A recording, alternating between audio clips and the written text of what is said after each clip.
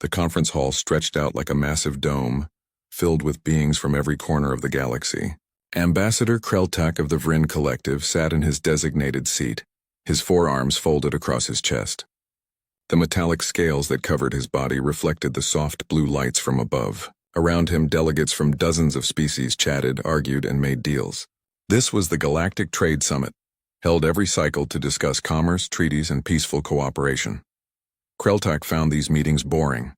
The Vrin were warriors first, traders second. But his people needed allies, so here he sat, listening to the Quillian representative drone on about mineral rights in the outer sectors. His secondary eyes watched the room while his primary eyes pretended to pay attention to the speaker. Then the humans arrived. Ambassador Chen walked to the center platform with confident steps. She was small compared to most species in the room, but humans always carried themselves like they owned whatever space they occupied. Her dark hair was tied back and she wore a simple blue suit. Nothing fancy. That was strange. Usually when someone had big news, they dressed to impress. "Thank you for your time-honored delegates," Chen said, her voice clear and steady. "Humanity wishes to announce a new initiative in interspecies cooperation and cultural exchange." The room quieted down. Humans were still relatively new to galactic politics. Only 200 cycles since first contact. Everyone was curious what these strange mammals would do next. Chen smiled. "As many of you know, the United Colonial Navy has been downsizing after the peace accords. We've been decommissioning older vessels to focus on exploration, rather than military expansion. One such vessel was the UCNS Indomitable, a Titan-class supercarrier that served with distinction for 50 years. Kreltak knew of the Indomitable. Every military power in the galaxy knew about it. That ship had ended the border wars single-handedly. It carried 200 fighter craft, enough missiles to crack a moon, and shield systems that could withstand a sustained bombardment from an entire fleet. The Vrin military had studied it extensively, looking for weaknesses.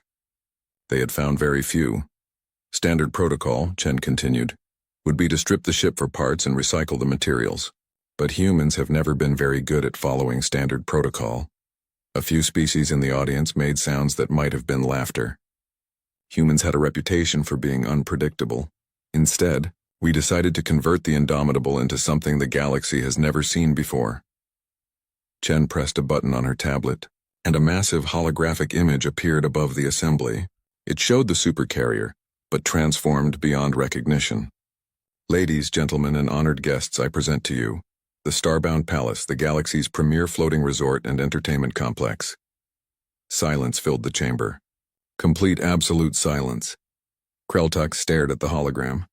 The military vessel he had studied, feared, and respected had been turned into what exactly? The image showed gardens, restaurants, swimming pools, theaters, and what looked like shopping districts. The hangar bays that once held fighters now displayed waterfalls and tropical environments. The weapons arrays were gone, replaced with observation decks and landing pads for civilian shuttles. "This is madness," whispered the Thraken delegate sitting near Kreltak. The Thraken were warriors like the Vrin. They understood the value of a warship. To see one destroyed, no worse, transformed into something frivolous, it was almost offensive. Chen seemed to enjoy the shocked reactions. "The Starbound Palace offers 5-star accommodations for all species. We have gravity adjustments for every type of physiology, atmosphere-controlled environments, cuisine from 60 different worlds, and entertainment options ranging from zero-gravity sports to classical human opera. The grand opening will be held in 2 weeks at Celestia Prime." More silence. Then slowly delegates began to whisper among themselves. The Quillian representative raised a tentacle. "Ambassador Chen, forgive my confusion, but why? A military vessel of that class represents billions in resources and decades of construction. Surely there were more practical uses." Chen's smile grew wider. "The Quillian are practical people. So are humans. We looked at the cost of building a new luxury resort station versus converting existing infrastructure.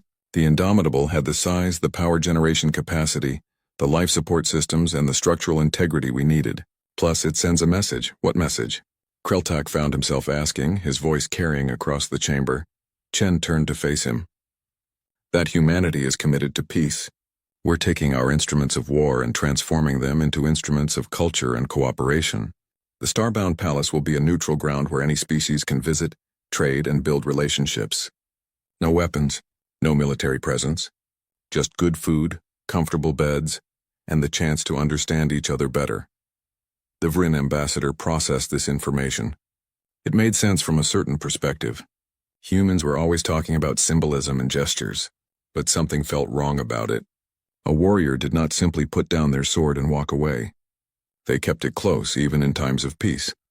All delegates are invited to the grand opening, Chen said, distributing holographic invitations to every seat in the chamber.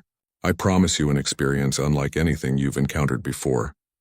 The Starbound Palace represents the best of human hospitality, creativity, and engineering. The invitation appeared in front of Kreltak. It showed a luxurious suite with a view of stars, a restaurant with elegant lighting and smiling humans in crisp uniforms greeting guests of various species. At the bottom, it read, "Where warriors become guests and strangers become friends." After the session ended, Kreltak stood in the corridor outside, studying the invitation. Other delegates walked past, discussing the announcement.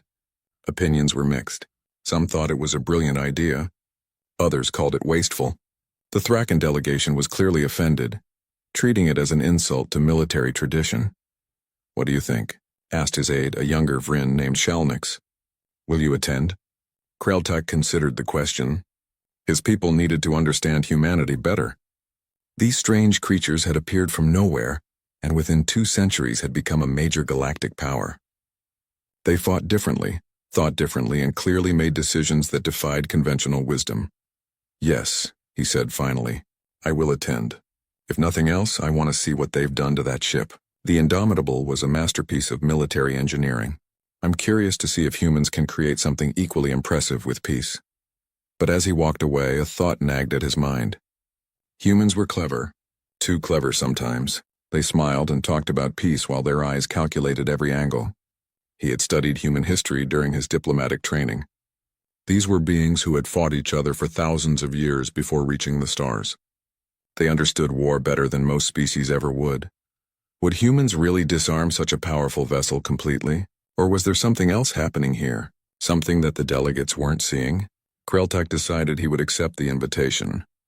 He would tour this Starbound Palace carefully, and he would keep all 4 of his eyes open. Because when humans said they had turned a supercarrier into a resort, he suspected they weren't telling the complete story. They never did. The shuttle descended toward the massive vessel floating in orbit around Celestia Prime.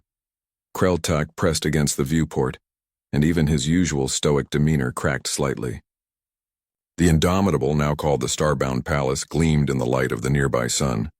Fresh white and gold paint covered the hull. Elegant lights traced patterns along what used to be armor plating. Massive windows showed interior spaces where weapon batteries once lived. "It looks nothing like the combat footage," Shalnix murmured beside him, equally amazed. The shuttle docked at one of the landing bays. As the doors opened, Kreltak expected the cold industrial feel of a military hangar. Instead, warm air carrying the scent of flowers greeted them. The hangar had been transformed into a grand atrium. Real trees grew from planters. Water flowed down artificial rocks into a crystal-clear pool. Soft music played from hidden speakers. A human woman in an elegant uniform approached, her smile bright and welcoming. "Ambassador Kreltak, welcome to the Starbound Palace. I'm Sarah, your hospitality coordinator. If you need anything during your stay, just ask." "Thank you," Kreltak managed. His translator implant struggled with the concept of a hospitality coordinator, on what his mind still registered as a warship. Sarah led them through corridors that bore no resemblance to their military past. Plush carpets covered metal floors. Artwork from various worlds hung on walls. They passed restaurants where beings from different species dined together. The smell of cooking food made Kreltak's stomach rumble despite himself. "Your suite is on deck 7, Sarah said cheerfully. "We've adjusted the gravity and atmosphere to Vryn specifications. The minibar is stocked with beverages suitable for your biology, and the entertainment system has programs in your language." The suite was impressive. Large windows showed the curve of Celestia Prime below. The furniture looked comfortable and expensive. A small kitchen area offered various amenities. This was luxury that rivaled anything Kreltak had experienced. The grand opening gala begins in 3 hours, Sarah said. Formal attire is optional. We want everyone to be comfortable. If you'd like a tour before the event, just contact me through the room's communication panel. After she left, Kreltak examined the room carefully. His eyes traced structural lines in the walls. These walls are reinforced, he said quietly to Shalnix. Look at the support beams. That's not standard civilian construction. Maybe they didn't modify everything, Shalnix suggested. The ship's structure would still be military grade. Perhaps, but Kreltak wasn't convinced. They attended the tour before the gala. A cheerful artificial intelligence named Stella guided groups through various sections of the ship. Her voice was warm and bubbly, describing features with obvious pride. This used to be the primary mess hall, Stella explained as they entered a massive restaurant. Now it's Le Cosmos, our 5-star dining establishment. The head chef trained at Earth's finest culinary institutes and worked with specialists from 20 other worlds to create fusion cuisine that respects all dietary requirements. The space was beautiful. Elegant tables, soft lighting, and a view of the stars through floor-to-ceiling windows. But Kreltak noticed the windows were unusually thick. Blast-resistant, perhaps? They continued to the entertainment decks.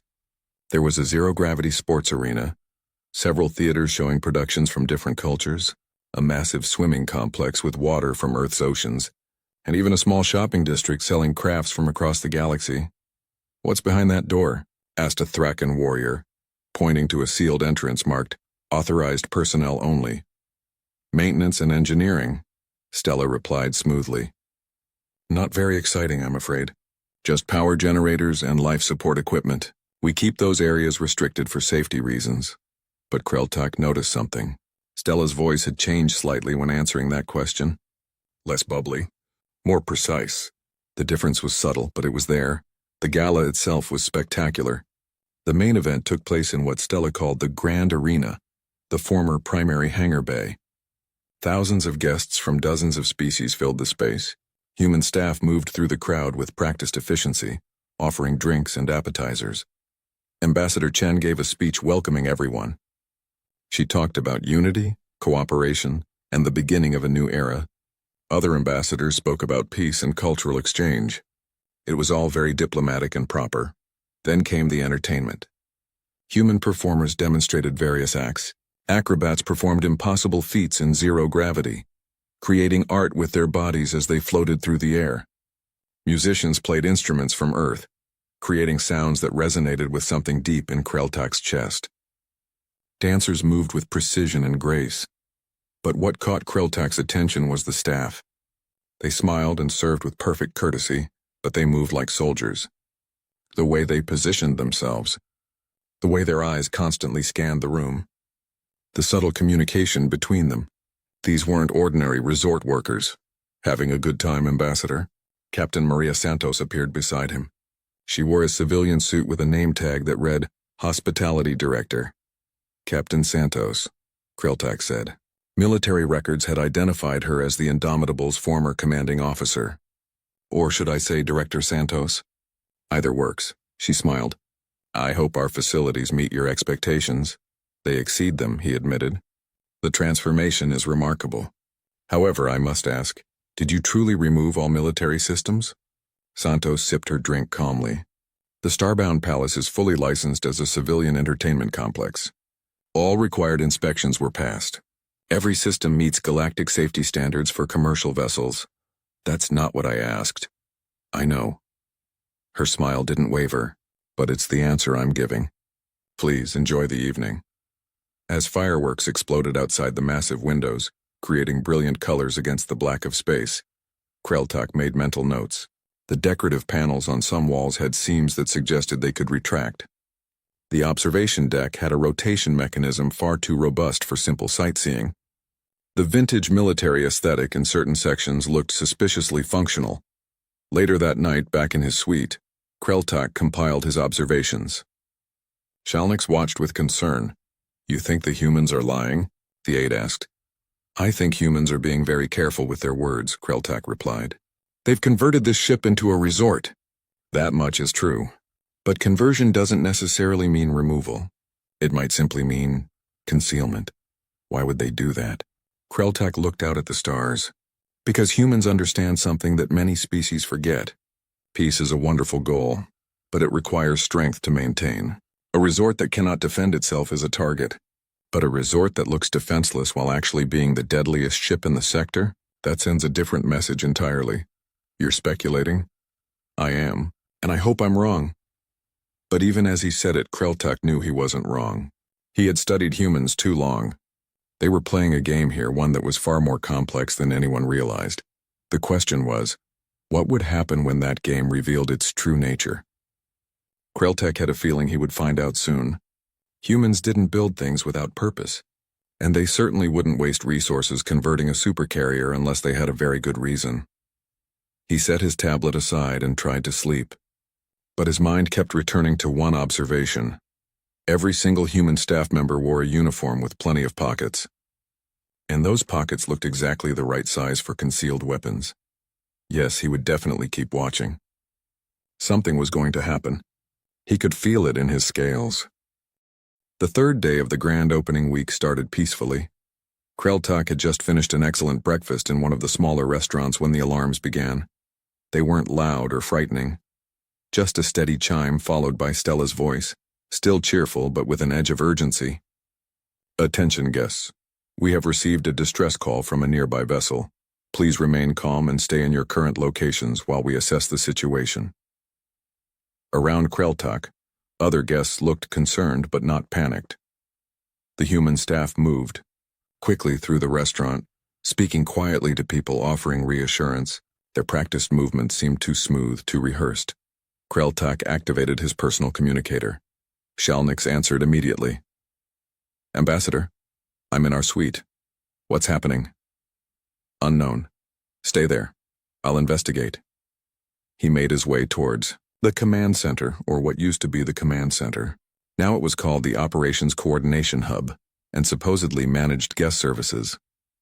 The doors were closed, but through the small window, Kreltak could see multiple humans working at stations, their faces serious. A security officer, Quillian, not human, approached him. Ambassador, please return to your suite. This is a restricted area. What's the situation? The Quillian's tentacles writhed with distress. A passenger liner, the Celestial Dawn, has been seized by Korax raiders. They're demanding 5 million credits in ransom. They've already. The officer paused, his skin changing to a darker shade. They've already killed 2 hostages to prove they're serious. Kreltak's scales tightened with anger. The Korax raiders were scum. Pirates who preyed on civilian vessels. How far away? 20 minutes at sublight speed. But protocol says we wait for Galactic security forces. They'll arrive in approximately 3 hours. 3 hours? More hostages will die. I know. But we're a civilian vessel. We have no authority to intervene. The Quillian's voice carried frustration and helplessness. Before Kreltak could respond, the doors to operations opened. Captain Santos stepped out, but she looked different. Gone was the friendly hospitality director. This woman wore a tactical uniform, black and efficient. Her hair was tied back severely. Her eyes were cold and calculating. Ambassador Kreltak, she said crisply, please proceed to the main arena. All guests are being gathered there for safety reasons. You're going to attack the raiders. It wasn't a question. Santos met his gaze steadily. I'm going to ensure the safety of all beings in this sector. Please proceed to the arena. Kreltak didn't move. I'm a military commander. I've led fleets. If you're planning a rescue operation, I want to observe. Santos considered for a moment. Observation only. You interfere and you'll be removed forcibly. Clear? Clear. She led him into operations. The change was shocking. The guest services facade had been stripped away. Wall panels had retracted to reveal multiple tactical displays. Human crew members sat at military-grade workstations. Everything gleamed with the efficiency of a warship bridge. At the center stood a holographic display showing the Celestial Dawn surrounded by 4 Korax raider vessels. Santos studied it with the focused intensity of a predator. Stella, status report. The AI's voice was completely different now. No bubbly enthusiasm, just precise military efficiency. Raider vessels identified as Orcs light cruisers, shields at 70%, weapons armed. The Celestial Dawn reports 143 passengers and crew held hostage. Raiders have explosives planted at critical points. Time to GSF arrival? 2 hours 53 minutes. Santos nodded. Too long. Begin combat protocols. Authorization, Santos 77 Delta. Acknowledged. Indomitable combat systems activating. The entire ship seemed to shift. Kreltak felt it through his feet. A low hum of power building. Around them, more panels retracted. Displays that had shown restaurant menus now showed weapons targeting systems. The decorative lighting shifted to tactical illumination. Communications, open channel to all guests, Santos ordered. A young human man nodded. Channel open, Captain. Santos took a breath, and when she spoke, her voice carried through every speaker on the ship. Ladies, gentlemen, and honored guests, this is Captain Maria Santos. I apologize, but we're going to have a slight change in our scheduled programming. A passenger vessel is under attack nearby and people are dying. Galactic security forces won't arrive in time, so we're going to help. Kreltak imagined the panic this announcement would cause among the guests. Santos continued. For your safety, please proceed to the main arena on Deck 3. My crew will guide you, I promise you're not in danger. The Starbound Palace, or as she was once known, the Indomitable, is quite capable of handling this situation. Thank you for your patience. She cut the channel and turned to her crew. Tactical, begin combat systems checkout. Engineering, I want full power to shields and weapons. Flight operations, prep the interceptors. Wait, Kreltak said, his mind reeling. Interceptors? You still have combat craft? Santos glanced at him. Did you really think we got rid of them? Those entertainment venues on the flight decks have retractable floors. Underneath, 2 full squadrons of fighters, ready to launch in under 5 minutes. The decorative panels, retractable armor and weapon covers. The observation deck mounts a naval railgun, 2 railguns actually. Santos smiled grimly. You're quite observant, Ambassador. A crew member called out. Captain, Orcs raiders are hailing us. They're warning us not to approach. Ignore them. Helm, intercept course. Maximum sublight. The ship surged forward. Kreltak grabbed a railing for support. This was no lumbering resort vessel. The Indomitable moved like a predator, fast and deadly. Raider vessels are powering weapons, Tactical reported. Targeting solution acquired. Hold fire. Launch interceptors. I want those raider ships disabled, not destroyed. There are protocols even in combat. Interceptor squadron launching. Through the viewport, Kreltak watched as sections of the ship's hull opened. Combat craft shot out, their engines burning bright. They were sleek, deadly, and moving with perfect coordination. Stella, establish electronic warfare protocols. Jam their communications. Acknowledged. Deploying countermeasures. The holographic display showed the interceptors closing on the raider vessels. The Orcs ships tried to respond, but they were clearly confused. They hadn't expected resistance, and certainly not from a resort ship. Railguns charged and locked, Tactical announced. Target their engines only. Precision shots. I want them dead in space, not dead. Aye, Captain. The Indomitable fired. Even in the vacuum of space, Kreltak imagined he could hear it. 2 lances of superheated metal crossed the distance in an instant. The raider vessel's engines exploded in brilliant flashes. Direct hits. Enemy vessels disabled. Interceptors maintain perimeter. Don't let them launch escape pods yet. Marines, you're cleared for boarding action. Get those hostages out. Another panel retracted and Kreltak saw what had been hidden behind it. An entire deployment bay with armed soldiers in power armor.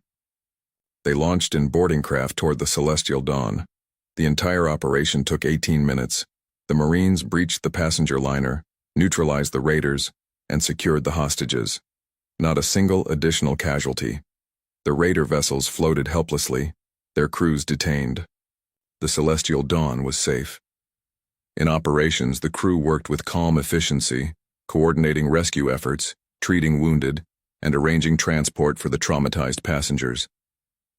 Santos finally relaxed slightly. Stella, begin powering down combat systems. Return to hospitality mode. Acknowledged. All guests have been secured in the arena and are receiving refreshments and entertainment while they wait. Several are quite excited by the situation. Santos laughed tiredly. Of course they are. Nothing like a combat operation to liven up a vacation. She turned to Kreltak. Now you know our secret, Ambassador. The Starbound Palace is a fully functional resort. It's also still the Indomitable, ready to defend herself and anyone near her. We never lied. We just didn't volunteer all the details. Kreltak didn't know what to say. His suspicions had been correct, but the reality was even more impressive than he'd imagined. This will cause a political incident. Probably. But those hostages are alive. I can live with some angry politicians if that's the price. The Galactic Council will demand explanations. Santos met his eyes. And we'll give them, along with the footage of 200 people who won't die today because we were here. Let the Council debate all they want. Meanwhile, we'll be serving dinner in an hour. The beef Wellington is excellent. She walked away, barking orders to her crew. Around them, the Indomitable began transforming back into the Starbound Palace. Panels closed. Lights shifted. The warfare vessel disappeared behind the facade of luxury once more, but Kreltak would never forget what he'd witnessed. Humanity had turned a warship into a resort, yes, but they'd never stopped it from being a warship. That was the most human thing he'd ever seen. In the main arena, chaos had transformed into something unexpected. Excitement.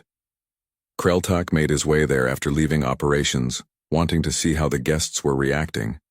He expected panic, anger, maybe demands to be evacuated. Instead, he found beings from dozens of species watching massive screens that showed the rescue operation in real time. A group of Thraken warriors cheered as human marines breached the celestial dawn. Quillian scholars furiously took notes on combat tactics. Even the usually reserved Silicate Collective representatives showed signs of interest, their crystalline bodies pulsing with light. Shalnix rushed over to him. Ambassador, are you all right? They said there was combat. There was, and it's over. Kreltak settled into a seat watching the screens. The humans won. Decisively. On the display, footage showed the Marine teams moving through the passenger liner. They wore power armor that made them look twice their normal size, but they moved with surprising gentleness when dealing with hostages. A human soldier carefully picked up a small child, some species Kreltak didn't recognize, and carried the terrified being to safety. Another Marine provided medical treatment to an injured Vryn passenger. They're good at this, Shalnix observed. Very good. Too good, Kreltak muttered. This wasn't improvised. They've trained for this scenario. A human staff member approached with a tray. Refreshments, Ambassador. We have Vryn spiced tea and some pastries that should be compatible with your digestion. The contrast was surreal, watching combat footage while being served tea and cookies. But Kreltak accepted gratefully. The tea was perfect, exactly the right temperature and spice blend. Attention, guests. Stella's voice rang out, back to her cheerful tone. I'm pleased to announce that all hostages from the Celestial Dawn have been successfully rescued. The raiders have been detained and will be turned over to proper authorities. The Indomitable, the Starbound Palace, will be returning to our scheduled position shortly. Thank you for your patience. Applause broke out across the arena. Not just polite applause, but genuine enthusiasm. The Thraken warriors were particularly vocal, their deep voices booming approval. The screens shifted to show Captain Santos addressing the crew. Excellent work, everyone. Textbook operation. Medical teams prioritize the wounded passengers. I want them receiving care within 10 minutes. Security, make sure those raiders are properly secured. And someone tell the kitchen staff we're going to have about 140 extra guests for dinner. Let's show them some hospitality. More applause. Kreltak noticed tears on some faces. Beings whose species would be on that passenger liner, perhaps. They understood how close those people had come to dying. A Quillian delegate approached Kreltak. Her name was Scholar Teshni, and she specialized in military history. Ambassador, you witnessed the operation directly? I did. Fascinating. The efficiency, the coordination. This wasn't a civilian crew playing at military operations. These are trained warriors operating a fully functional warship. Yes. The implications are troubling. If humanity can disguise military vessels as civilian craft, what prevents other species from doing the same? It undermines the entire concept of neutral civilian space. Kreltak had been thinking the same thing. We should discuss this at the council. Agreed, though. Teshni's tentacles gestured at the celebrating guests. Public opinion may complicate matters. The humans just saved hundreds of lives. That carries significant weight. Over the next 2 hours, the Celestial Dawn passengers were transferred to the Starbound Palace. Kreltak watched from an observation deck as shuttle after shuttle arrived. The passengers looked traumatized, exhausted, but alive. Human medical staff met each shuttle, offering treatment, comfort, and guidance. One shuttle carried mostly children, a school group from several species apparently on a cultural exchange trip. They emerged scared and crying. Human crew members knelt to their level, speaking softly, offering stuffed animals and warm blankets. Within minutes, some of the children were actually smiling. They're good at this too, Shalnik said quietly. Not just fighting, but caring. Humans contain multitudes, Kreltak replied. It's what makes them dangerous. They can be warriors and healers in the same breath. Later that evening, Captain Santos made an announcement inviting all guests, including the rescued passengers, to a special dinner service. No charge, she said. You've been through enough. Let us take care of you. The main dining hall was packed. Kreltak found himself seated near a family from the Celestial Dawn, 2 adults and 3 children of the Pelter species. The children stared at everything with wide eyes, still processing their ordeal. A human server approached their table. His name tag read Miguel. He smiled warmly. Welcome. Tonight's menu has options from 30 different worlds. For the young ones, might I suggest the Terran chicken fingers? They're very popular with children. The smallest Pelter child, probably equivalent to a human 6-year-old, spoke in a tiny voice. Are we safe now? Miguel knelt down, meeting the child at eye level. You're absolutely safe. This ship has the best shields in the galaxy, the best crew, and nobody, and I mean nobody, is going to hurt you here. Captain's orders. Promise? I promise. In fact, after dinner, if your parents say it's okay, I can show you where we keep the fighter craft. Would you like that? The child nodded eagerly, fear already fading. Kreltak watched this interaction and understood something important. The humans hadn't just converted a warship into a resort. They'd created something that could be both, switching between roles as needed, a sword that could also be a shield, a fortress that welcomed guests. The food arrived, and it was exceptional. Whatever else could be said about humans, they took hospitality seriously. The rescued passengers ate hungrily, probably their first real meal since the attack. Human staff moved among the tables, checking on everyone, offering desserts and drinks, treating trauma victims like honored guests. Ambassador Chen appeared at Kreltak's table. May I sit? Please. She settled into a chair, looking tired but satisfied. I imagine you have questions. Many. But first I want to acknowledge something. Your crew saved hundreds of lives today. That matters more than political complications. Thank you, though I suspect the political complications are about to become significant. You're not wrong. The Council will demand answers. Some species will call this deception. Chen sighed. We told the truth. The Starbound Palace is a fully licensed, fully functional resort. We passed every inspection. Met every civilian standard. We just didn't remove the military systems. Technically, we never said we did. That's a thin distinction. Maybe. But here's the reality, Ambassador. We spent billions converting this ship, trained hundreds of crew members, created something unique in the galaxy. Did you really think we'd make it helpless?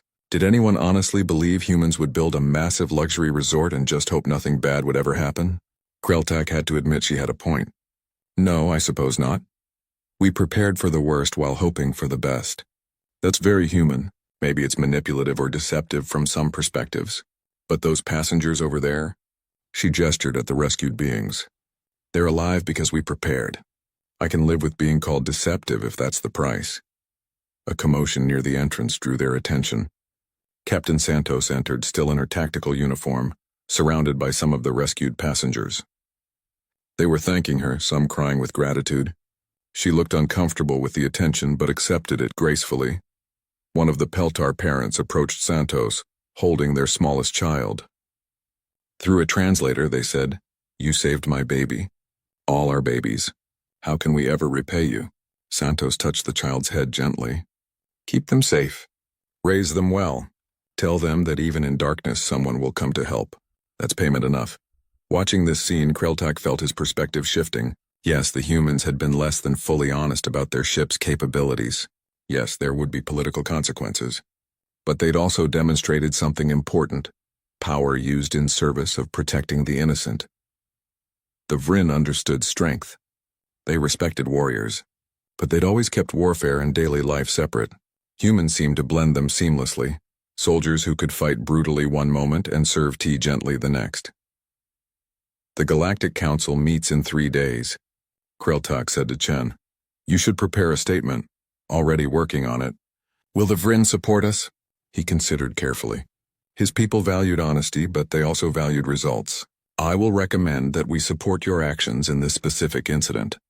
The broader questions about military vessels disguised as civilian craft, those will require longer discussion." "That's fair." Chen stood, offering a traditional Vryn gesture of respect. Four-armed salute. "Thank you, Ambassador. Enjoy your dinner." As she walked away, Shalnix leaned close. "You're supporting them?" "I'm acknowledging reality. Humans have shown us something today, not just their military capability. We already knew they were formidable. They showed us their philosophy. They refuse to be only one thing. Resort or warship. Warriors or hosts, they're both and they make it work. Is that wisdom or madness?" Kreltak watched Captain Santos talking with rescued passengers, Miguel serving dessert to frightened children, and human crew members who had been soldiers an hour ago, now acting as waiters. Perhaps it's both. And perhaps that's exactly what the galaxy needed. The Galactic Council chamber buzzed with arguments. 1 week had passed since the incident at Celestia Prime, and every delegate seemed to have an opinion. Kreltak sat in his designated area, listening to the chaos and feeling very tired.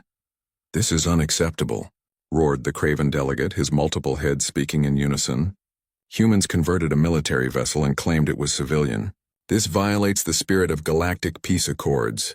"They saved lives," countered the Pelta representative, her voice shaking with emotion. "My nephew was on that ship. He's alive because of human intervention. The method doesn't justify the deception," argued scholar Teshni. "If every species begins hiding weapons on civilian vessels, neutral space becomes meaningless." The debate had raged for hours.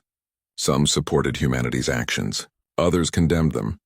The chamber was divided almost evenly, which meant nothing would be resolved quickly. High Arbiter Zex then, leader of the council, raised his primary manipulator for silence. The ancient being's patience was clearly wearing thin. "Enough. We will hear from the human delegation. Ambassador Chen, please present your statement." Chen rose, composed despite the hostile atmosphere. "Thank you, High Arbiter. Humanity wishes to address the concerns raised about the UCNS Indomitable, now known as the Starbound Palace."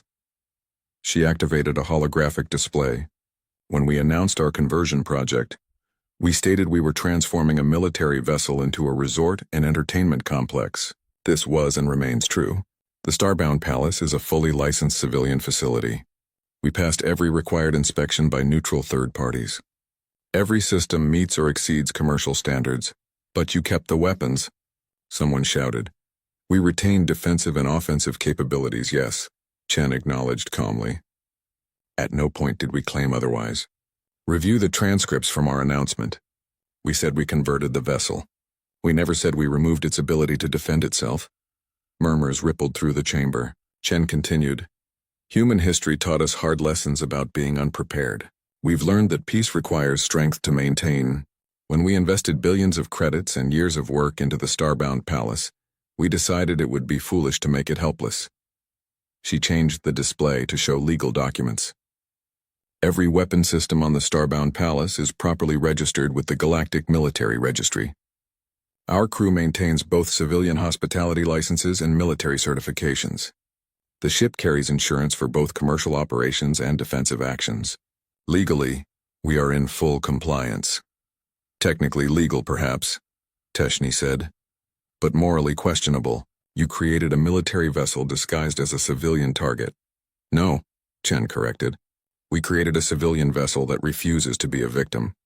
There's a difference. The Starbound Palace doesn't pretend to be helpless to lure attackers. It simply doesn't advertise its capabilities to every passing ship. Another delegate spoke up. But this sets a dangerous precedent. What prevents others from hiding warships as civilian craft? Chen smiled slightly. Nothing prevents it, and frankly, it probably happens already. The difference is we're being transparent about what we've done after demonstrating why it matters. We're not hiding anymore. We're showing the galaxy that civilian doesn't have to mean defenseless. She pulled up new footage on the display. This is what happened after the rescue operation. The passengers from the Celestial Dawn received medical care, counseling, and free accommodations. Traumatized children were given toys and comfort. Injured beings got the best treatment available. We didn't just save lives, we took care of them afterward. The footage showed human crew members working tirelessly. Medical staff treating wounds, counselors helping traumatized passengers, kitchen staff preparing meals for dietary requirements, engineers repairing damaged personal belongings. The contrast between the brutal efficiency of the combat operation and the gentle care afterward was striking. Humans contain contradictions, Chen said. We can be warriors and healers, protectors and hosts.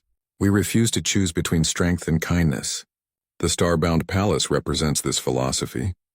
It's a place where beings from all species can relax, enjoy themselves, and feel absolutely safe, because it has the capability to guarantee that safety. She looked around the chamber. 243 beings are alive today because the Starbound Palace was there and capable of helping. I will not apologize for that. I will not apologize for building something that can protect innocent lives while also bringing different cultures together. High Arbiter ZX then leaned forward. What guarantee do we have that humanity won't use this vessel for military aggression? The same guarantee you have for any species with military capability, Chen replied. Treaties, mutual interest, and the fact that attacking civilian populations would unite the entire galaxy against us. The Starbound Palace exists to protect and host, not to conquer. She paused, then added, but I'll be honest. If raiders attack civilians near our vessel, we will intervene. If pirates threaten innocent lives, we will respond. If anyone attempts to harm guests under our care, we will defend them with every weapon at our disposal. That's not aggression. That's responsibility. The chamber fell silent. Chen had essentially admitted the ship would act as both resort and guardian, and she seemed completely unapologetic about it. Kreltak rose to speak. High Arbiter, may I offer the Vryn perspective? Proceed, Ambassador Kreltak.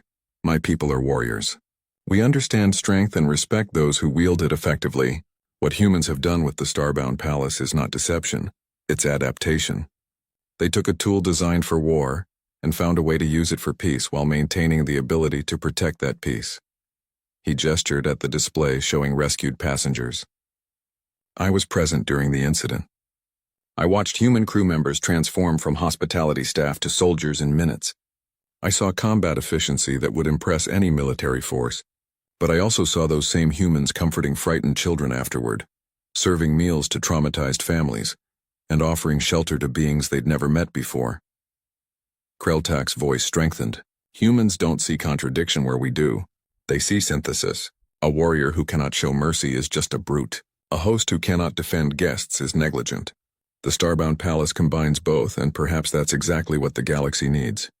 The Vryn support humanity's actions in this instance, he concluded.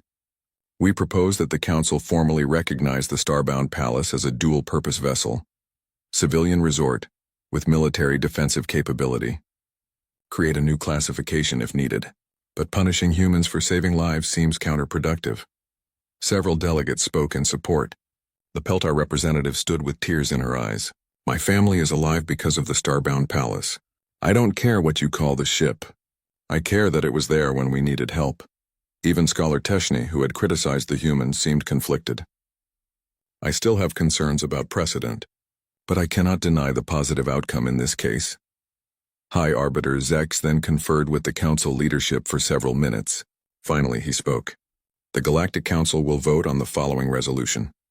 The UCNS Indomitable, operating as the Starbound Palace, acted within legal parameters when defending civilian lives. While the Council encourages transparency regarding vessel capabilities, no laws were broken. The incident will not result in sanctions against humanity. However, he continued, the Council will establish new guidelines for dual-purpose vessels. Any ship operating in civilian capacity while maintaining military systems must register as such and follow specific protocols. This applies to all species equally. The vote was called. After some deliberation, the resolution passed with a substantial majority. Chen nodded gracefully. Humanity accepts these terms. Will comply with all new guidelines and appreciate the Council's wisdom in recognizing the complexity of the situation. As the session ended, Kreltak approached Chen in the corridor outside. Congratulations. That could have gone much worse. Thanks to your support, Chen said. The Vrin carry significant weight in military matters. Your endorsement helped. I spoke the truth. Nothing more, he paused. Although I'm curious about one thing. How many other human vessels have similar capabilities? Chen's smile was enigmatic. That would be telling, Ambassador. Let's just say humanity believes in being prepared. I thought as much. Kreltak couldn't help but laugh. Your species is either brilliant or insane, why not both? Over the following weeks, something interesting happened. Bookings for the Starbound Palace tripled. Beings from across the galaxy wanted to experience the resort that could fight back. Some came for the novelty. Others came because they genuinely felt safer knowing their vacation destination could protect them. The human staff handled the increased attention with their usual efficiency. Stella cheerfully managed reservations while maintaining combat readiness. Captain Santos supervised both hospitality operations and tactical drills. The crew seamlessly switched between serving cocktails and maintaining weapon systems. Kreltak returned for a second visit. BR. The Great Hall of Axis Prime Station floated in the darkness of space between star systems. Inside, representatives from 47 different species gathered around a circular table that stretched nearly 100 meters across. Holographic displays flickered above each delegation, showing their home worlds and symbols of power. Ambassador Chen Wei sat in the human section, his hands folded calmly on the smooth metal surface before him. He had served Earth for 30 years, and in that time, he had learned to read the mood of any room. Today, the mood was hostile. The Valdrin delegation occupied the largest section of the table. They were tall beings, nearly 3 meters high, with dark blue skin that seemed to shimmer under the station's lights. Their forearms moved with practiced grace as they gestured during conversation. The Valdrin Empire had ruled significant portions of the galaxy for over 10,000 years. They knew it, and they made sure everyone else knew it too. High Commander Thexalor stood to address the assembly. His voice boomed through translation devices that rendered his words in every language present. We gather today to address a pressing concern, Thexalor began. His upper arms spread wide in a gesture of authority. The matter of humanity's place within our concordat. Chen Wei felt his jaw tighten, but he kept his face neutral. He had expected this. The signs had been there for months. Since joining our alliance 20 years ago, the humans have contributed little of value, Thexalor continued. Their technology is primitive. Their ships are slow. Their weapons are crude. They possess no unique resources or knowledge that benefit the greater community. Several species shifted uncomfortably in their seats. The Chitara, insectoid beings with compound eyes that reflected rainbow colors, clicked their mandibles in what Chen knew was disapproval. The Delphines, who required water-filled chambers to survive, pulsed with bioluminescent patterns that suggested disagreement, but many others nodded. The Valdrin had allies, species that had bent knee to their power long ago. I propose, Thexalor said, his voice dripping with false kindness, that humanity be granted protectorate status. Under this arrangement, they would be protected by superior civilizations, guided by those with wisdom, sheltered by those with strength. Chen Wei understood immediately. Protectorate status was a polite term for slavery. Protected species had no vote in the Concordat. They could not refuse orders from their patrons. They existed to serve. In simple terms, Thexalor added, and now his voice carried undisguised contempt, we would be doing these barely evolved apes a favor. They play with fire like children, pretending to be equals to species that mastered the stars when their ancestors still lived in caves. Laughter rippled through sections of the hall, not from everyone, but from enough. Chen Wei requested permission to speak. The Arbiter, a neutral species called the Grey Wardens, granted it. He stood slowly, meeting Thexalor's eyes across the vast chamber. The Valdren have made their opinion of humanity clear, Chen Wei said quietly. I would ask the Concordat to remember that age does not always equal wisdom. Sometimes the old simply become set in their ways, unable to adapt, unable to see new possibilities. You dare lecture us? Thexeler's voice thundered. Your entire civilization is younger than some Valdren individuals. You have been in space for mere centuries while we have ruled for 10,000 years. And in those 10,000 years, Chen Wei replied calmly, has the Valdren Empire ever faced a true challenge? Or have you simply grown fat on the submission of others? The chamber erupted in shocked voices. No one spoke to the Valdren this way. Thexeler's skin darkened to almost black with rage. This proves my point. Humanity lacks the respect, the discipline, the basic courtesy required of civilized beings. They must be taught their place. The vote was called. Chen Wei watched the display as the numbers appeared. 34 species voted in favor of reducing humanity to protectorate status. 13 voted against. Earth had 6 months to comply with the decision or face economic sanctions and military blockades of all human worlds. The Chitara representative approached Chen after the session ended.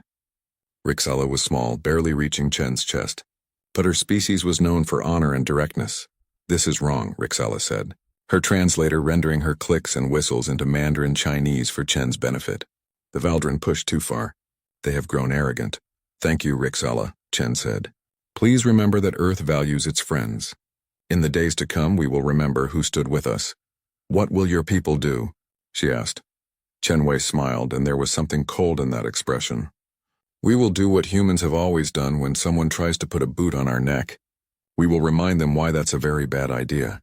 On the Valdren flagship, Thexelor celebrated with his officers. They drank fermented nectar from crystal containers and congratulated themselves on putting the upstart humans in their place. They will comply, Thexelor said confidently. They have no choice. Their fleet is tiny. Their weapons are outdated. If they resist, we will crush them in a matter of days. His second-in-command, a younger Valdren named Kethix, was not so certain. Commander, I have studied the humans. Their history is as concerning. They have fought each other constantly. Their entire evolutionary path has been shaped by conflict. Thexeler waved a dismissive hand. Fighting among primitives with primitive weapons. It means nothing. We have fought wars across hundreds of star systems. We have weapons that can crack planets. What do they have? Metal ships with chemical rockets? They have fusion drives now, Kethix said quietly. Which we gave them. Thexeler laughed. Everything they have, we allowed them to have. They are children playing dress-up in adult clothing. Back on Earth, in the capital city of New Geneva, President Amara Okafor sat in her office watching the transmission from Axis Prime. Her military council surrounded her.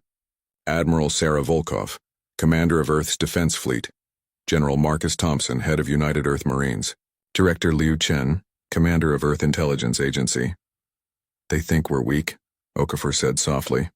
Good, Director Liu replied. Let them think that. We've had 20 years to prepare for something like this, Admiral Volkov added. 20 years of studying every species in the Concordat, learning their tactics, finding their weaknesses. The Valdren weakness is their arrogance, General Thompson said. They haven't fought a real war in 1,000 years. Their victories come from intimidation, from overwhelming force against inferior opponents who surrender before the first shot is fired. President Okafor stood and walked to the window. Outside, the city sparkled in the evening light. Millions of people going about their lives, unaware that their entire civilization had just been insulted and threatened. We will not bow, she said. We will not become servants to anyone.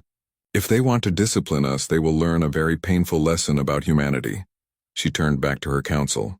Activate Protocol Cerberus. Begin full military mobilization. If the Valdren want to see what humans are truly capable of, we will show them.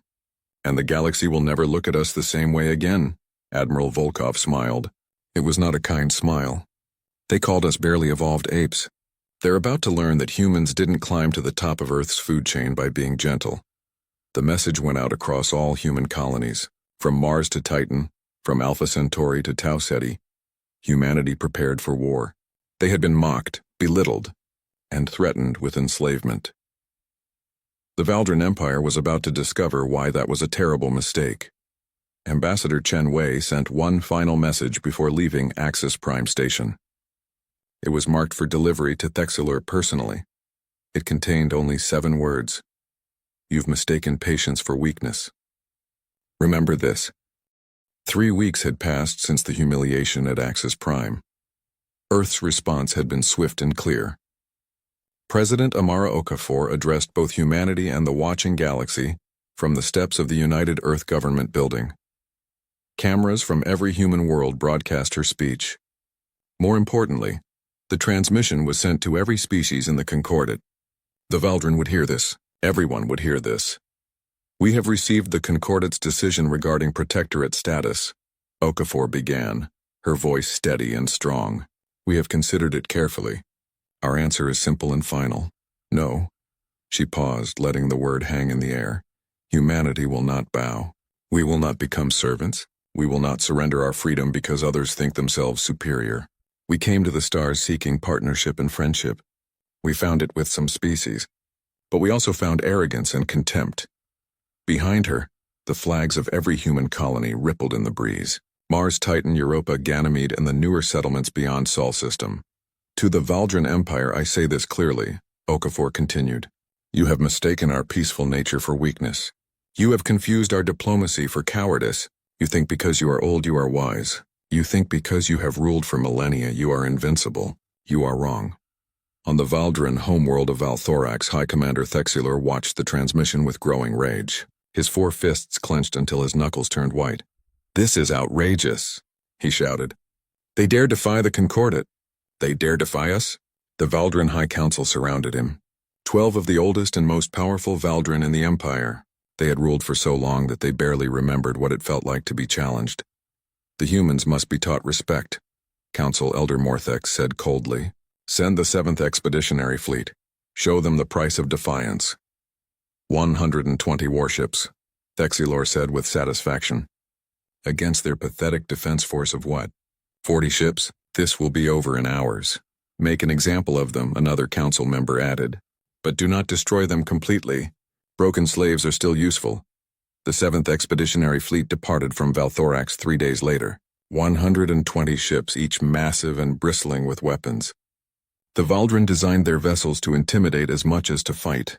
Each ship stretched over 2 kilometers long, covered in dark metal that absorbed light, making them look like holes in space itself. Fleet Commander Vexathor led the armada. He was a veteran of dozens of campaigns, though most had ended with surrender before battle. The Valdran reputation usually did the fighting for them. Set course for the Sol system, Vexathor ordered. Maximum intimidation formation. I want the humans to see us coming and feel their hearts sink with despair. In the Sol system, alarms rang out across Earth's orbital defenses. Admiral Sarah Volkov stood on the bridge of the ESS Indomitable, humanity's flagship. Around her, the crew worked with calm efficiency. They had drilled for this scenario 1,000 times. Valdran fleet detected at Jump Point Alpha, the sensor officer reported.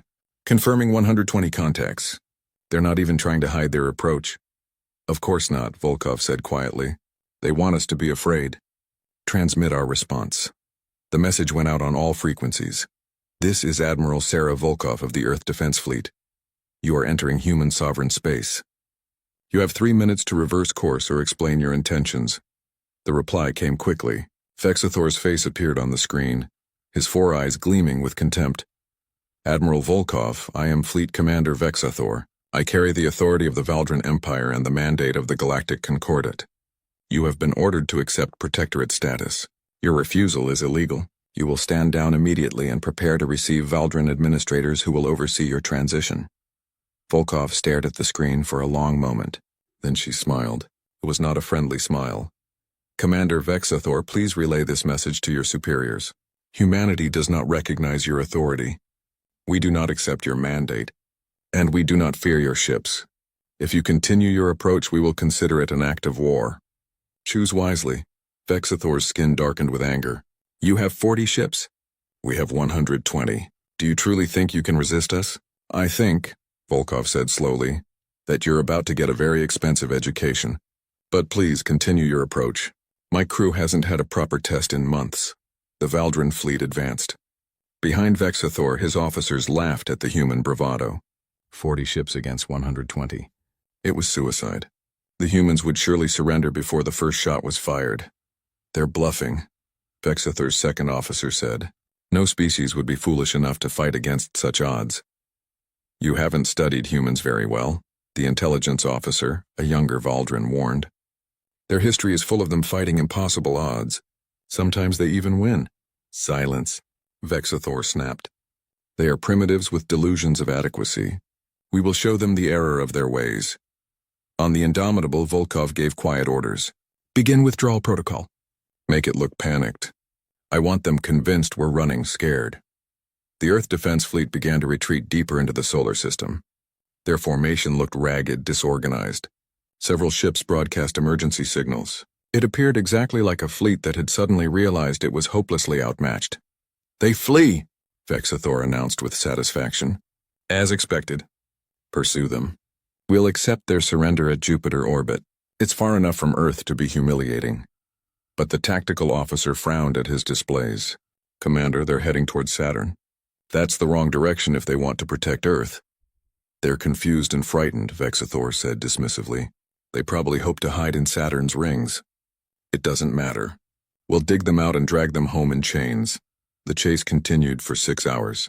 The Valdrin fleet followed eagerly, like predators pursuing wounded prey. They mocked the humans on open channels, making sure the entire galaxy could hear their contempt. Run, little apes, one Valdrin captain broadcast. Run back to your caves where you belong. On the Indomitable, Volkov watched the Valdrin fleet enter the pre-planned kill zone. Saturn's rings surrounded them now, billions of ice particles stretching in magnificent bands around the giant planet. All units, Volkov said calmly, activate Protocol Cerberus. Let's begin the lesson. Across the rings of Saturn, thousands of objects that had appeared to be ice chunks suddenly came online. Weapons platforms carefully disguised and positioned over months of preparation. Railguns, missile batteries, laser arrays, and kinetic bombardment systems. They had been waiting in silent hibernation, powered down and hidden. The Valdrin sensors had detected nothing unusual. Why would they? They were just ice chunks in Saturn's rings. The platforms activated simultaneously. Thousands of weapons opened fire at once. The Valdrin fleet had entered Saturn's rings in a tight pursuit formation. Perfect for intimidation, but terrible for defense. The first volley caught them completely by surprise. Railgun rounds, each traveling at a significant fraction of light speed, tore through Valdrin shields like paper. The shields were designed to stop energy weapons and slow-moving missiles, not solid projectiles moving at relativistic speeds. Evasive maneuvers, Vexathor screamed as his ship shook from multiple impacts. Where are these weapons coming from? Everywhere, the sensor officer shouted back. The rings are full of hidden platforms. We're surrounded. Missile swarms erupted from concealed launchers. Not the slow, predictable missiles the Valdrin expected.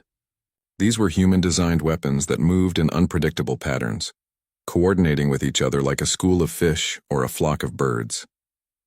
When Valdrin point defenses destroyed one, the others learned and adapted.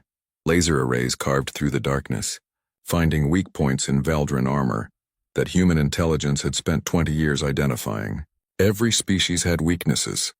Humanity had studied them all. In the first 30 minutes, 12 Valdrin ships were destroyed. 20 more were heavily damaged. The beautiful, intimidating formation fell apart into chaos.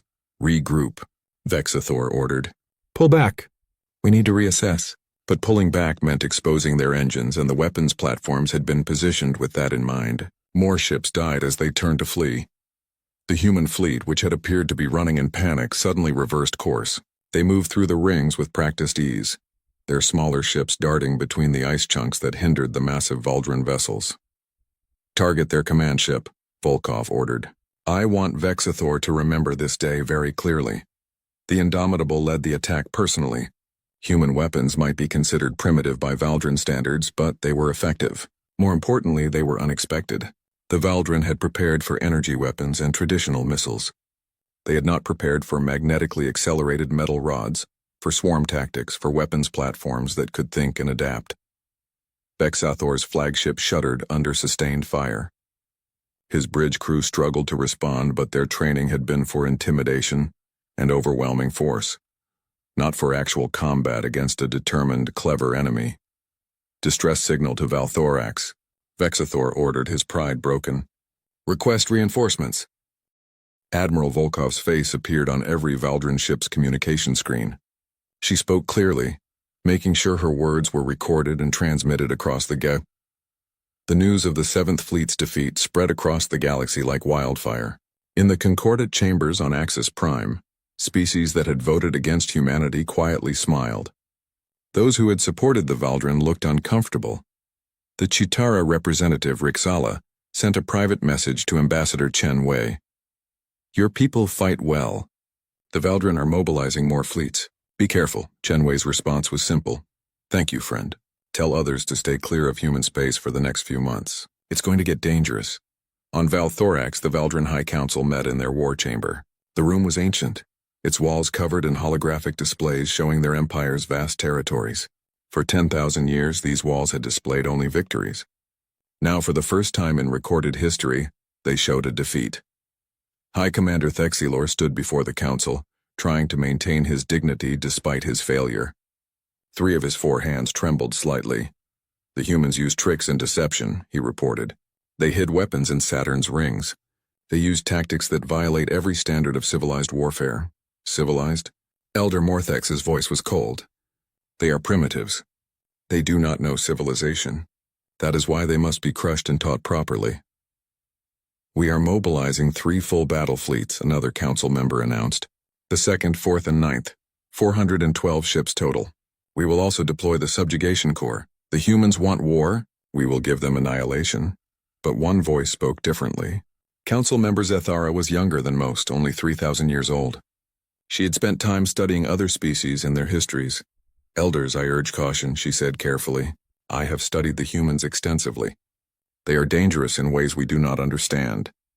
Their entire evolution has been shaped by conflict. They fought each other constantly, with weapons that grew more terrible with each generation. Even now they remember thousands of battles, thousands of wars. War is in their very nature, which is exactly why they must be controlled, Thexilor snapped. They are rabid animals that need to be caged. Or, Zethara said quietly, they are warriors who have finally found an opponent worth fighting, and we just gave them motivation. The council ignored her warning. The 3 fleets departed Valthorax with great ceremony. 400 ships, enough firepower to conquer most civilizations in the known galaxy. The crews were confident. The 7th Fleet had been caught by surprise, ambushed by cowardly tactics. This time would be different. Fleet Marshal Kexthor commanded the combined armada from his massive flagship, the Eternal Dominance. He was one of the Valdran Empire's most celebrated commanders, though he had earned his reputation in subjugation campaigns against species that barely had spaceflight. We will not make the mistakes of the 7th Fleet, Kexthor announced to his officers. We will approach carefully. We will scan thoroughly, and we will crush any resistance with overwhelming force. In the Sol system, Admiral Volkov met with her command staff. President Okafor joined them via secure transmission from Earth. 400 ships, General Marcus Thompson said, studying the tactical displays. They're not playing around this time. Good, Volkov replied. Saturn was just the appetizer. Now they'll see what humans can really do. Director Liu Chen activated a holographic display. It showed the Sol system and the approaching Valdran fleets. They're advancing in a 3-pronged formation. Smart, harder to ambush. They're also scanning intensively for hidden platforms. They won't find anywhere they're looking, Volkov said with a slight smile, because we're not hiding in the places they expect. Humans don't think like Valdran. That's their biggest mistake. They keep assuming we'll fight the way they would fight. What's the plan? President Okafor asked. We're going to do something no civilized species would do, Volkov answered. Something so crazy, so reckless that they won't believe we'd actually try it. 2 weeks later, the Valdran Armada entered the outer Sol system.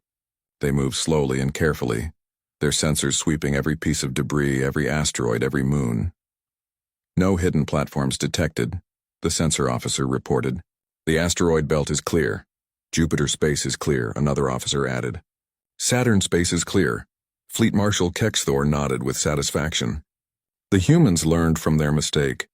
They cannot hide their tricks from proper military scans. Continue the advance. We will establish a blockade around Earth and force their surrender. But something was wrong. The tactical officer frowned at his display. Marshal, where is their fleet? We should be detecting their ships by now. Perhaps they fled, Kexthor suggested.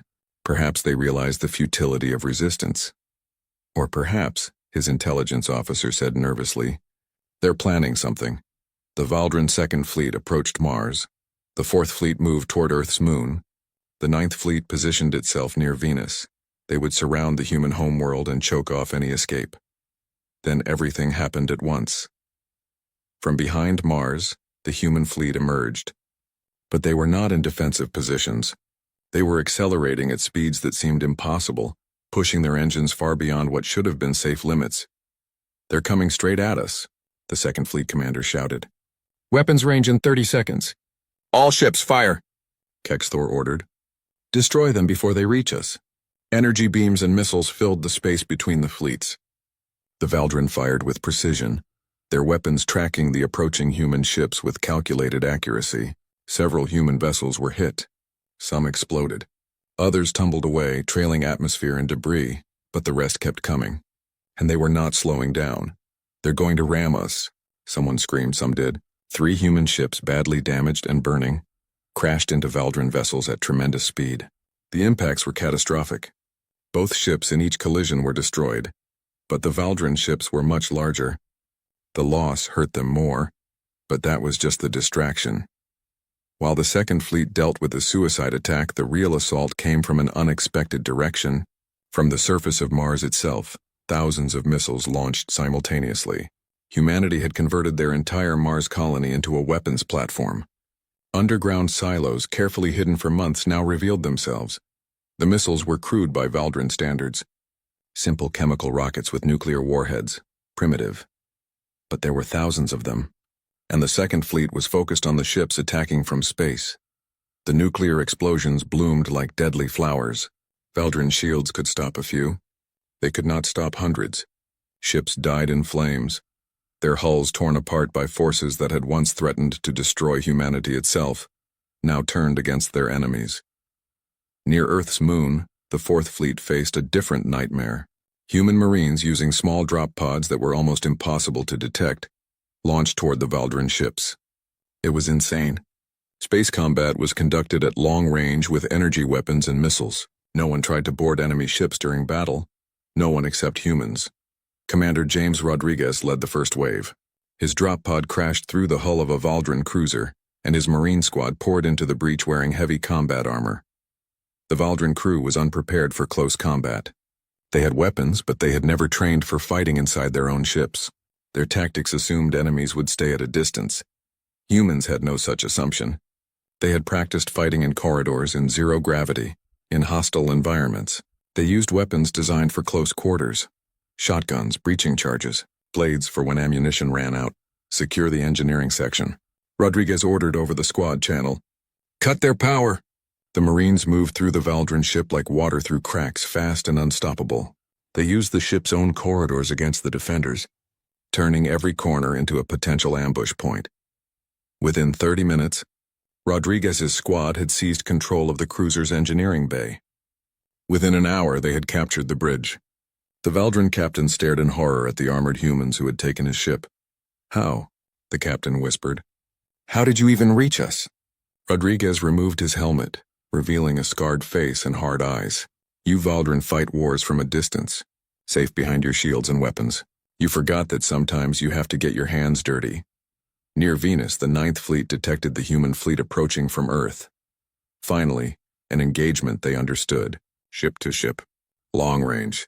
Proper combat. They opened fire, confident in their superior numbers and firepower. The human ships scattered, moving in random patterns that made targeting difficult. The Valdran adjusted, their computers predicting movement and compensating. Then the human ships did something unexpected. They stopped firing back. Instead, they kept moving, dancing between the Valdran vessels, staying just out of effective range but close enough to force the Valdran to keep tracking them. What are they doing? The Ninth Fleet commander demanded. Are they trying to tire us out? The answer came from an unexpected direction, from Earth itself. Humanity had built something during their 20 years in the Concordat, something they had kept secret. A mass driver on the moon. capable of launching projectiles at relativistic speeds. It required enormous energy and careful tar. The captured Valdran ships hung in orbit around Earth like trophies. Humanity had boarded and seized 7 vessels intact, including a heavy cruiser commanded by Thexilor's nephew, Sub-Commander Rethix. The young Valdran officer sat in a human detention facility, still trying to understand how his supposedly superior civilization had been defeated by primitives. Commander James Rodriguez visited the detention area. He carried 2 containers of liquid, one filled with water for himself, the other with a nutrient solution compatible with Valdran biology.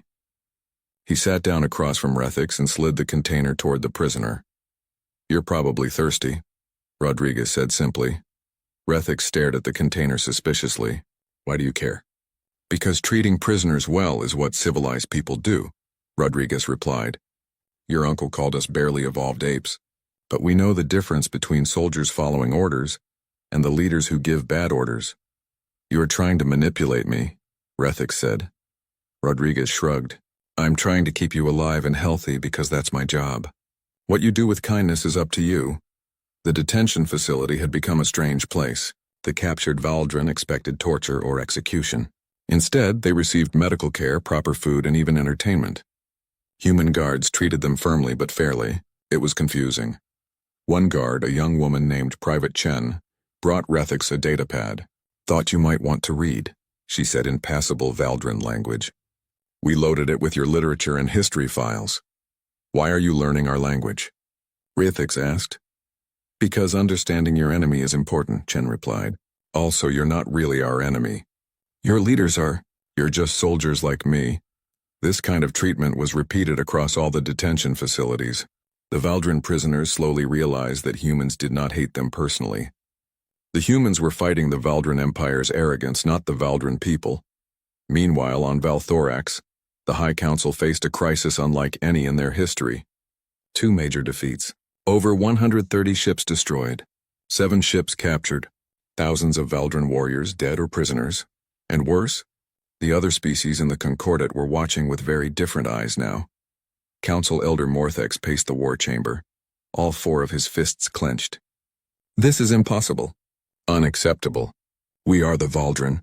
We have ruled for 10,000 years, and now we have been defeated by a species less than 300 years old," Zethara said quietly. "Perhaps we should consider why. They use tricks. Deception. Uncivilized tactics," Thexilor protested. "They use tactics that work," Zethara countered.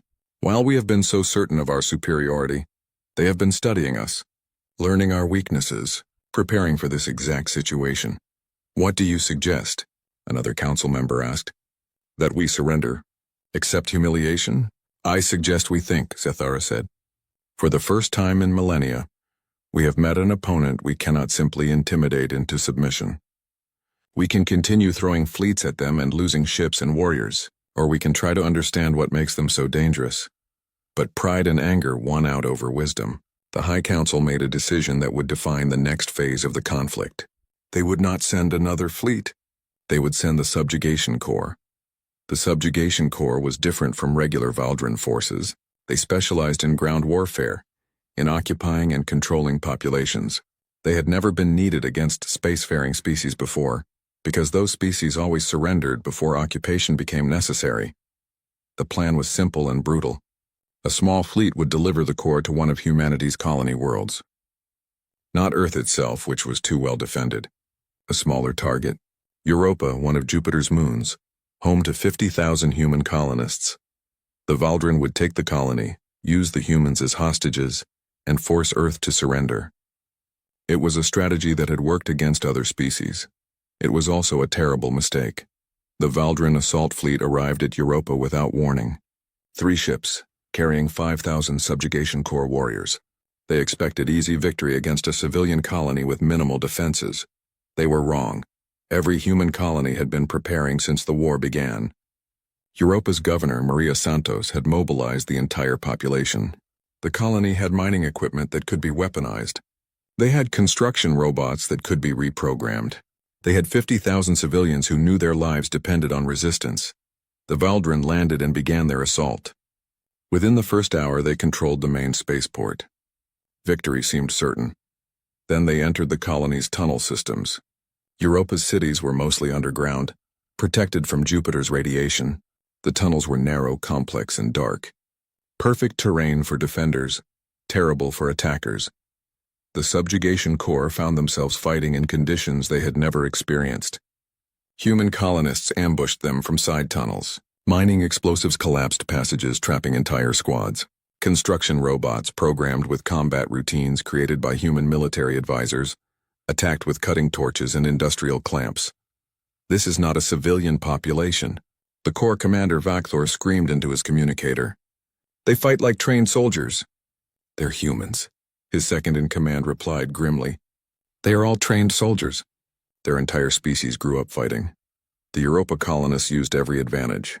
They knew the tunnels. They could move through the colony's maintenance shafts and ventilation systems. They struck and retreated, never giving the Valdrin a clear target. Governor Santos coordinated the defense from a hidden command center. Her background was in civil engineering, not military command, but she had studied everything Earth had sent about asymmetric warfare.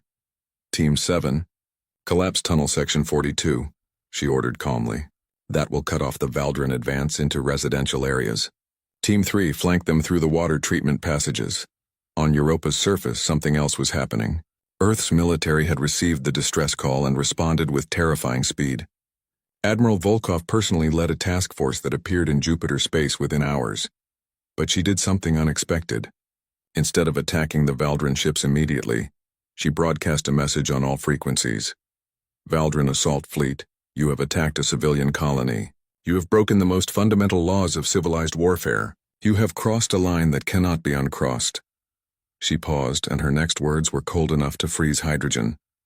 You will withdraw your forces from Europa immediately. If you do not, we will not take prisoners. We will not be merciful. We will show you what humans are capable of when you threaten our families. The Valdrin fleet commander Zethkor laughed. You cannot frighten us with words. We have 5,000 warriors on the surface. If you attack our ships, they will execute the human hostages. You don't understand, Volkov replied. There are no hostages on Europa. There are 50,000 armed and very angry humans who are currently teaching your warriors a lesson about why attacking human colonies is a very bad idea. On Europa's surface, the battle had turned completely. The subjugation corps was surrounded, cut off, and being systematically destroyed by colonists using mining equipment, improvised explosives, and raw determination. Commander Vakthor tried to organize a retreat, but there was nowhere to retreat to. Every tunnel was either collapsed or filled with humans who fought like demons. A young colonist, barely 18 years old, confronted a group of Valdrin warriors with nothing but a mining laser. You came to our home, he said quietly. You threatened our families. Big mistake. The Valdrin warrior raised his weapon, but 3 more colonists appeared from side tunnels, their own improvised weapons ready. The Valdrin looked around and realized they were surrounded. We surrender, the warrior said, lowering his weapon. All around the colony, the same scene repeated. The subjugation corps, broken and defeated, surrendered to the civilians they had come to subjugate. In space, Volkov's fleet moved into attack position around the Valdrin ships. She broadcast again, and this time her message was transmitted across the entire galaxy. The Valdrin Empire sent warriors to attack human civilians, to take hostages, to use innocent people as bargaining chips. This is not warfare. This is terrorism. She let the word hang in space, knowing that every species in the Concordat was listening. The Valdrin have lost another battle. But more importantly, they have shown the galaxy their true nature. They speak of civilization and superiority, but when challenged, they attack civilians. They take hostages. They reveal themselves as bullies who only know how to fight the weak. Commander Zethkor knew he was beaten. His warriors were captured or dead. His ships were surrounded, and the entire galaxy was watching his humiliation. We surrender, he said quietly. The Valdrin ships were seized intact. The surviving members of the subjugation corps were taken prisoner. Not a single human colonist had died, though many were injured. The Valdrin had lost nearly 3,000 warriors, killed by civilians using mining equipment and desperate courage. Back on Valthorax, the High Council watched the transmission in absolute silence. The disaster was complete. They had not only lost another battle, they had been defeated by civilians. Worse, they had revealed their willingness to attack non-combatants, something that even their allied species found disturbing. Council member Zethara finally spoke. We have lost more than ships and warriors. We have lost respect. We have lost. 3 months had passed since the ceasefire. The Great Hall of Axis Prime Station was filled to capacity. Every species in the Galactic Concordat had sent representatives. Some came out of curiosity. Others came out of fear. All came to witness history. The seating arrangement had changed. The Valdran delegation no longer occupied the position of dominance. They sat in a standard section, no larger than any other species. The change was symbolic but powerful. The mighty had been humbled. Ambassador Chen Wei sat in the human delegation, but he was not alone this time. Admiral Volkov stood beside him, wearing her dress uniform with its new decorations. Commander Rodriguez represented the Marines. Governor Santos had come from Europa, her arm still in a medical brace from the battle. Across the hall, the Valdran delegation looked diminished. High Commander Thexler sat with his skin the pale blue of shame. Council member Zethara sat beside him, the only member of their leadership who seemed to accept what had happened with something like understanding. The Chitara representative, Rixala, opened the proceedings. As one of the few species who had opposed the protectorate status from the beginning, she had been chosen to mediate. We are gathered to address the conflict between the Valdran Empire and humanity, Rixala said, her translated voice echoing through the chamber. A conflict that has changed our concordat forever. Murmurs spread through the hall. Everyone knew what she meant. The Valdran had been the concordat's strongest military power for millennia. Their defeat by humanity had shifted the balance of power in the galaxy. The Valdran Empire has requested to speak first, Rixala continued. High Commander Thexler will address the assembly. Thexler stood slowly. His movements lacked the arrogant confidence he had displayed 3 months ago. He looked older, diminished. When he spoke, his voice was quiet. I stand before you to offer a formal apology to humanity, he began. Each word seemed to pain him, but he continued. I called them barely evolved apes. I mocked their technology and their capabilities. I proposed they be reduced to protectorate status. I was wrong. The hall fell silent. No one had ever heard a Valdran leader admit to being wrong. The humans fought with courage, intelligence, and determination. They used tactics we did not anticipate. They adapted to every challenge we presented. And when we attacked their civilians, those civilians proved stronger than our warriors. Thexelor's skin darkened slightly, showing emotion. We have learned a painful lesson. Age does not guarantee wisdom. Power does not guarantee victory. And arrogance guarantees defeat. He turned to face the human delegation directly. On behalf of the Valdran Empire, I apologize for our contempt, our aggression, and our cruelty. We will abide by the terms of the ceasefire. We acknowledge that humanity's refusal of protectorate status was justified. We acknowledge that we underestimated them catastrophically. Thexler sat down, looking exhausted. The Valdran delegation sat in silence, absorbing the humiliation of their leader's words. Rixala gestured to Chen Wei. Ambassador Chen, humanity may now respond. Chen Wei stood and all eyes turned to him. He had been silent through so much of this conflict, letting others speak. But now, at this critical moment, he would define humanity's response. High Commander Thexler, we accept your apology, Chen began. But I want to be clear about something. We did not seek this conflict. We came to the stars seeking friends, partners, and fellow travelers in the cosmic journey. We found some of that with species like the Chitara and the Delphines. He paused, looking around the chamber. But we also found something else. We found arrogance, contempt, a belief that because you were old, you were superior. That because you had power, you had the right to command us. Chen's voice grew harder. Humanity has a long history, even if it is short by galactic standards. We have fought countless wars. We have risen from ashes again and again. We have learned, adapted, and survived against impossible odds. Not because we are the strongest or the smartest, but because we refuse to give up. Because we refuse to bow. He looked directly at the Valdran delegation.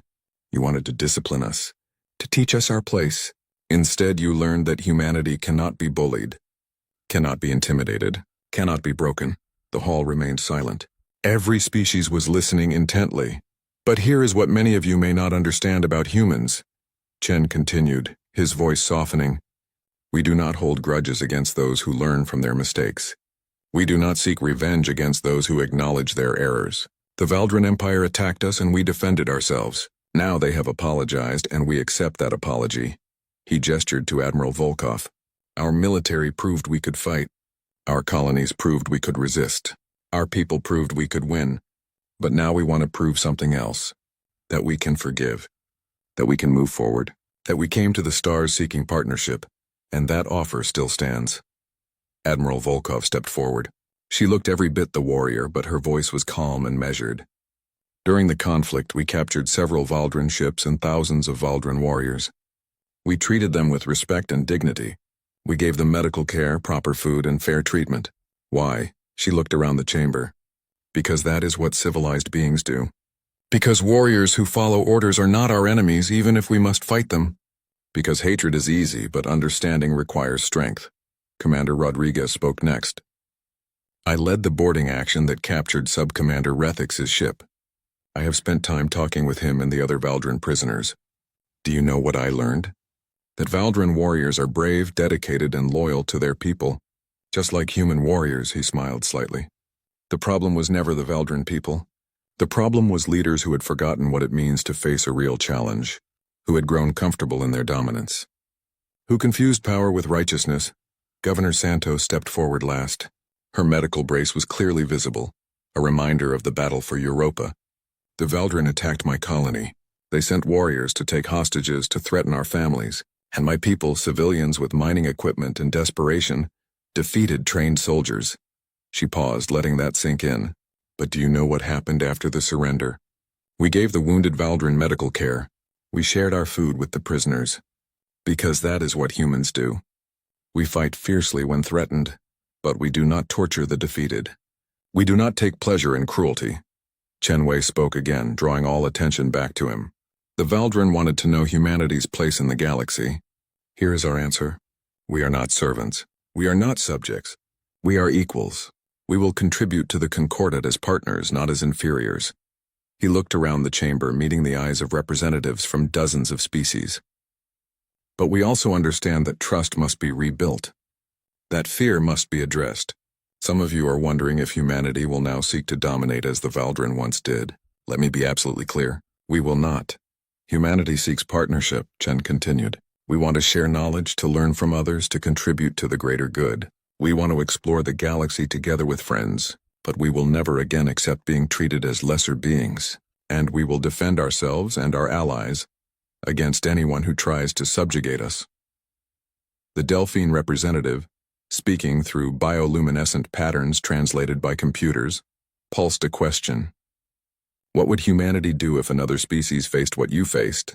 If the strong tried to subjugate the weak? Chen Wei smiled. We would stand with the weak. Because humanity remembers what it's like to be underestimated, to be dismissed, to be told we are not good enough. We will not let others suffer what we suffered. This statement sent ripples through the chamber.